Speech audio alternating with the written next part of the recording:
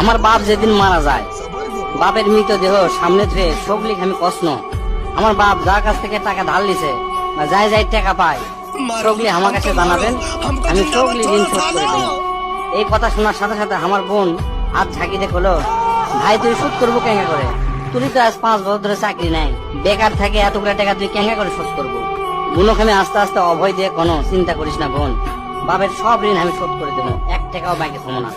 পরের দিন সকালে ঘুমোর থেকে উঠতে না উঠতেই দরজা খুলে দেখি বারান্দার 4-5 জন লোক বসে আছে, পাওনাদার। দেখে আমার গাও ঘামে উঠলো। ওকে কি কমো, আমার মুখের ভাষা আসলো না। রাতটা ঠিক মতো পার হবার দেয়নি, আসে হাজির।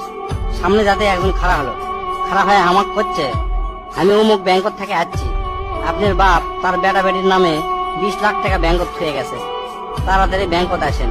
বাদ বাকি 4-5 জন যারা আছে তারা সকলি করছে আমাকে সমিতিতে আপনার বাপ 20 টাকা করে জমা করেছিল, আরেকজন করছে 50 টাকা করে জমা করেছিল, আরেকজন করছে 100 টাকা করে জমা করেছিল। এলে টাকা নেওয়ার জন্য আমাকে সমিতি অফিসে আসেন। পরে সব হিসাব করে দেখি বাপ আমাকে জন্য প্রায় 37 লাখ টাকা জমি হয়ে গেছে। টাকাগুলা হিসাব করতে করতে আমার একদিন রাতের কথা মনে পড়ে গেল। ওই রাতে আমি আমার বাপক কষ্ণ, আপনি ক্যাঙ্কা বাপ, আমাকে ভবিষ্যতে আপনি কোন চিন্তা আছে? আপনি লাগাতে বাপ আমাকে দরকার নাই, কোনো টাকা পয়সায় দেন না আমাকেও, আমরা চলমো ক্যাঙ্কা করে। বাপ তখন মুস্কি হাসে কষলো, আমি আমার সাধ্য মতোই চেষ্টা করেছি, সময় হলে সব বুঝবার পারবো। সেদিন ওই বাপের মুস্কি হাসে আমি বুঝবার পারিনি, সেই দিন রাত ঠিকই আছে, কিন্তু বাপটা আমার নাই।